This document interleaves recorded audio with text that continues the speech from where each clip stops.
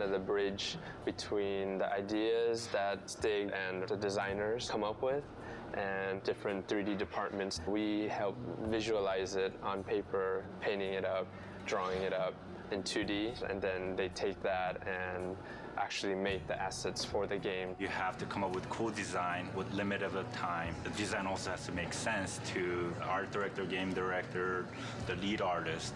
So it's definitely fun, but it's stressful. What's usually given to us is a quick description and then sometimes a write-up on whatever that creature or character has to do, their function in game, and there's always sort of a highlight on special abilities or things that we need to focus on. There's only 4 concept artists here. We all sit together, so we do get to see what we're doing. I feel like I should know a lot more about Greek mythology by now. I should have my PhD degree or something. Yeah. But still, a lot of times, I just sort of make up a lot of things, and it's still a lot of fun. Right now, as you could see on my monitor, working on Pandora's Cage. This is a final concept design that was proved and it's good to go. But to get to this point, there was a lot of sketches, a lot of color variation, a lot of input that I had to get through. We've tried maybe girls hanging together, or we tried maybe girls holding the fire torch, or we even tried the guys holding a cube, or we even tried the guys holding the torch. So after all this variation, the one got picked, which was this 2 characters, Icarus. Because I mainly focus on environment, I took a lot of pictures of myself. Actually, it was my wife took it for me last night. It's kind of embarrassing to show, but I'm wearing my boxers and just shirts. Just try to come up with the pose that I want, even the back part, the front side, and even the hands. So a little frustrating because I do environment paintings, which deals with a lot of rectangles and cubes and where the light is gonna head and all that. But when it comes to character, it's more organic. For me, it's more difficult.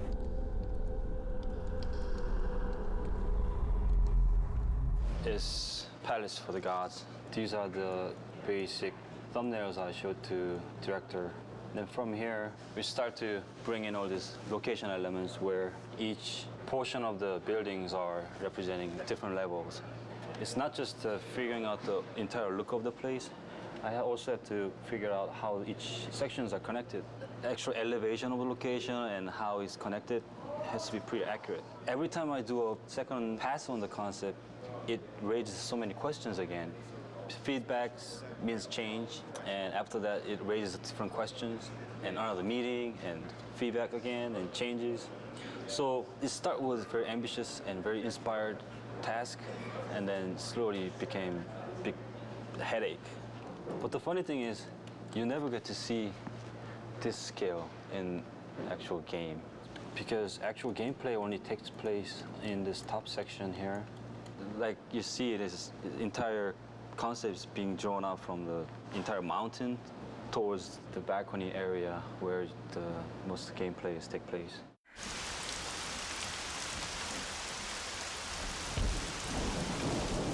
One of my most favorite tasks was to create Aphrodite, the goddess of love. My chore, as it were, was to create the most beautiful woman that ever existed in Greek mythology. Here I've got some initial sketches. There's a lot of Greek art that involves, sort of the bare breast and things like that. So we were trying to come up with a way of framing these really feminine aspects of this character without being just vulgar. I originally had her hair always bound up, very Greek-like, but they really wanted it hanging down. This is the final 3/4 view of Aphrodite. As you can see, some of the stuff that I had originally concepted in the other pieces did stay. One of the mandates for the character was that she have a girdle made by Hephaestus. Some of the backstory is that Aphrodite was given as a wife to Hephaestus by Zeus. In original Greek mythology, she cheats on Hephaestus by bedding down with Ares, the god of war, the original god of war. He punishes her by catching her in a trap with Ares and sort of parades the two of them in front of the other gods to shame them. And she was ashamed. She's a naughty girl.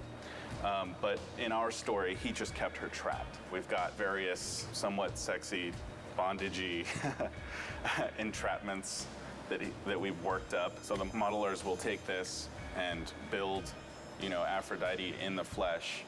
And I must say, I'm really looking forward to see what they do with it. Do you know how long it's been since a real man has come into my chambers?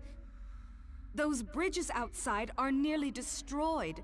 Zeus refuses to have that stupid mortal Daedalus stop working on his precious labyrinth to fix them.